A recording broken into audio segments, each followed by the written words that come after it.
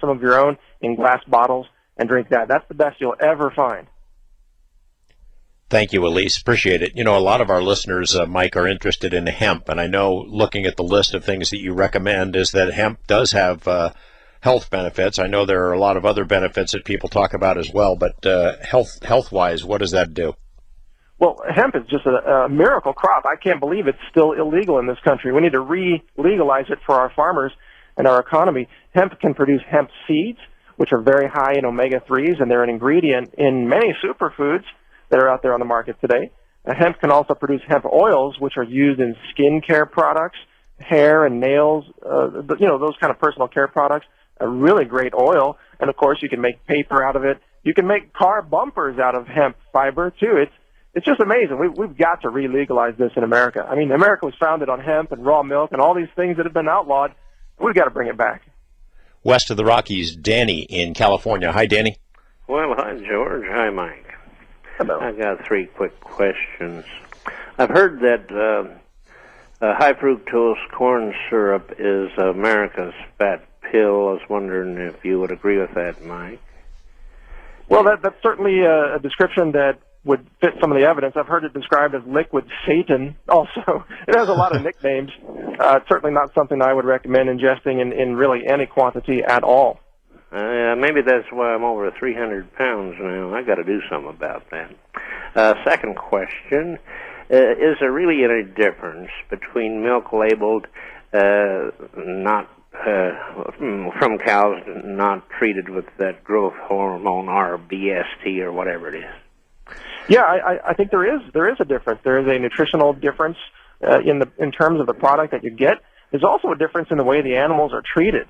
So there's an ethical consideration as well as a nutritional consideration. And by the way, the government tried to make it illegal for companies to put that on the label that says this milk comes from cows not treated with hormones.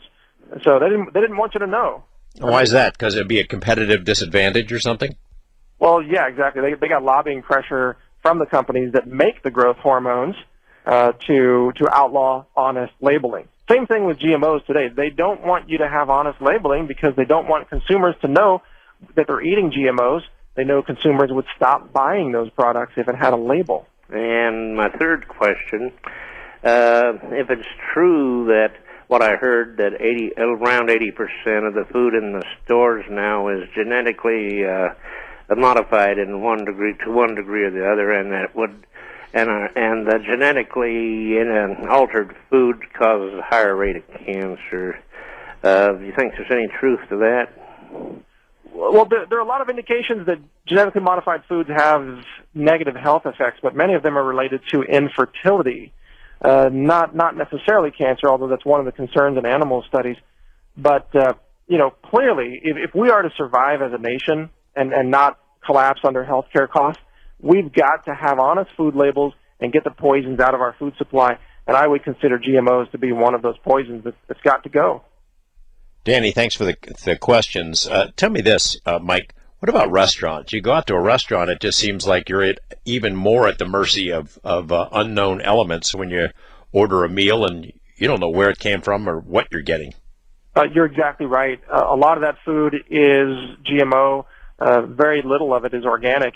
You really have to ask questions at restaurants, and you are at the mercy. There are no real labeling laws about what goes into the foods.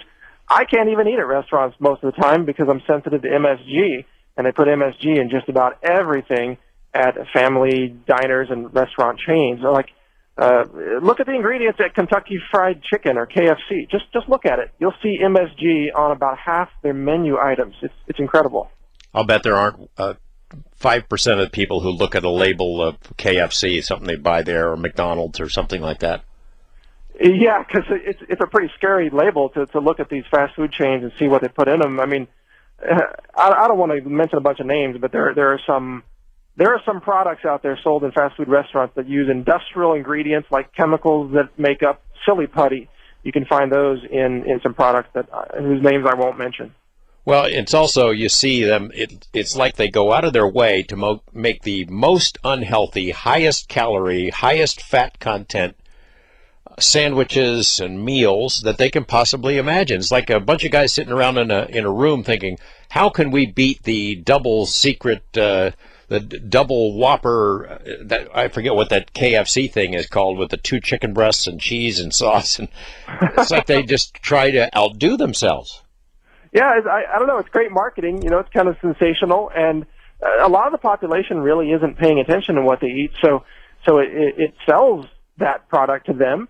But, sadly, the after effect is that we are suffering from just chronic rates of diabetes and obesity. And, one of your previous callers mentioned that he was challenged with a weight issue. I just want to encourage him that you can turn that around. It's never too late. You can start being healthier today by changing what you eat today. And if you get off the fried foods and the processed foods and the packaged junk and get on to real nutrition, you can turn your life around no matter what age you're at and no matter what disease you've been diagnosed with. Believe me, the human body wants to heal. You just have to give it the resources to heal itself. First-time caller Bill in Green Bay. Hi, Bill. Hi there. What's on your mind? How are you doing tonight?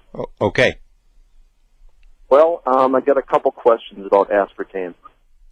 Now, my mom has mild Parkinson's, and she's drank Diet Coke for quite a few years, and just wondering if there's any link there.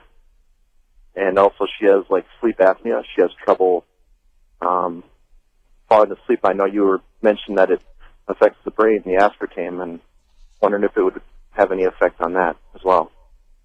Well, I think you're right to suspect a link, but of course I'm not a doctor. I'm a journalist, and so I don't want to. There are many causes of these conditions. However, anyone suffering from a neurological disorder, I would absolutely encourage them to eliminate all aspartame from their diet completely. It could be something that makes it worse, or it could potentially be the main cause of it. So you're right to be suspicious. Good question. Bill, is that it? Yeah. I think Bill. Okay. Thank you. Thanks for the call. Ken in Nashville on the wild card line. Hi, Ken. How you doing? Thank you, George. Take my call. I want to ask about Splenda. What about that? Being that it is a fake sugar. I'll take my call off the air. Okay, thanks. Splenda. I had a hard time hearing that there. Yeah, well, Splenda is made from sucralose. Sucralose is the more generic name. This is a chemical related to sugar that contains actually a chlorine atom in it, or a chlorine molecule, I'm sorry, as part of the molecular structure. So personally, I wouldn't recommend it. I don't think it's as bad as aspartame, but I wouldn't touch any kind of chemical sweetener. I would recommend stevia, which is an herbal sweetener, or you can use various low glycemic sweeteners such as coconut sugar or palm sugar.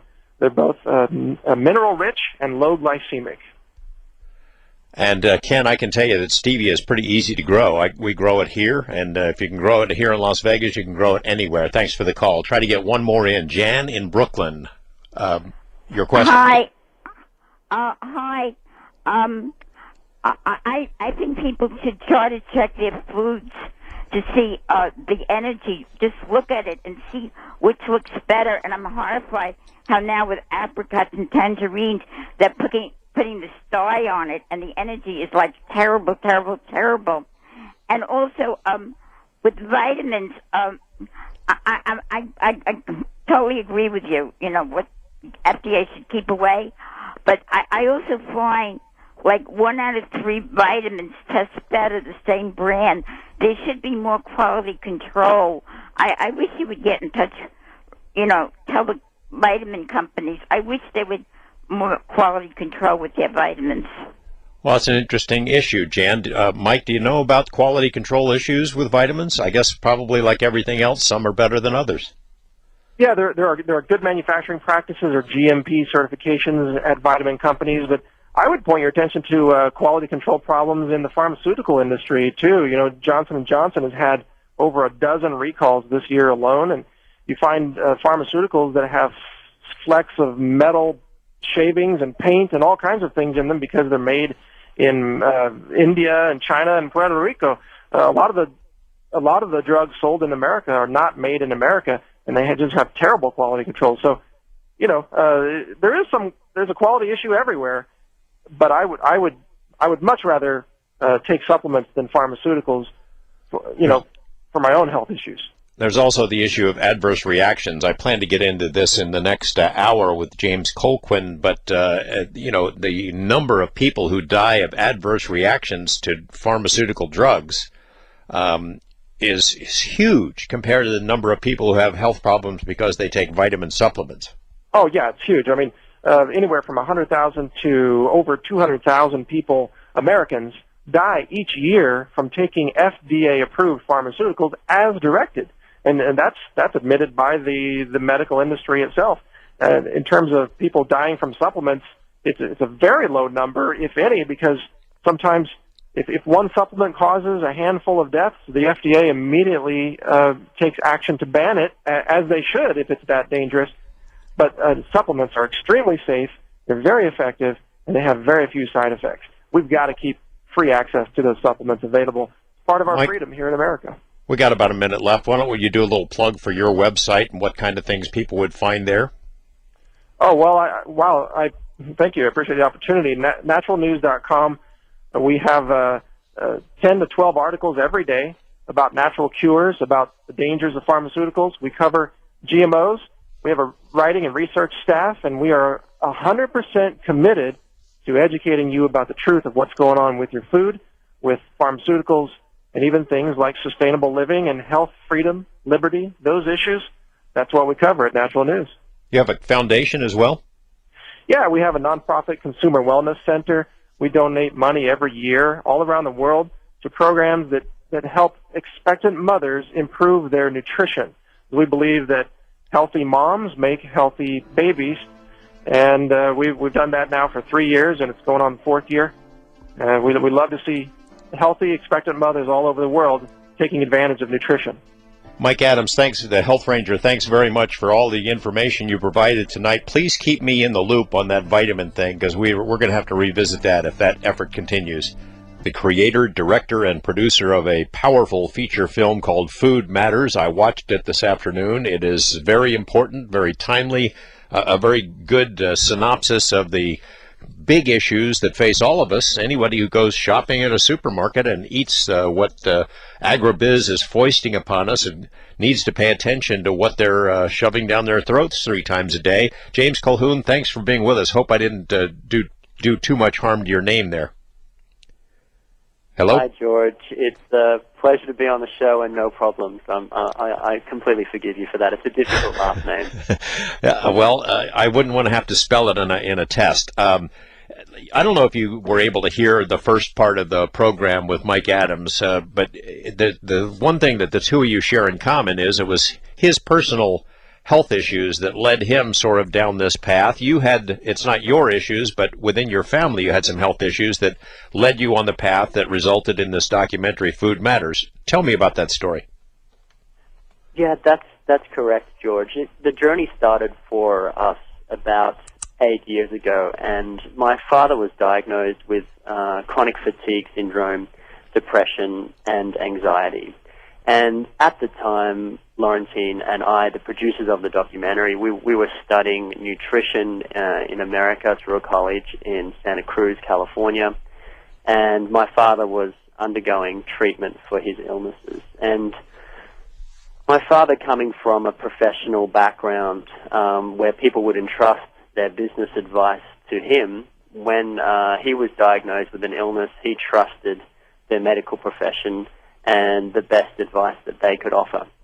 And the medical profession offered my father many different types of medication, and all these different types of medication that he tried basically complicated his condition further, resulting in a worsening of his side effects and a worsening of his overall condition.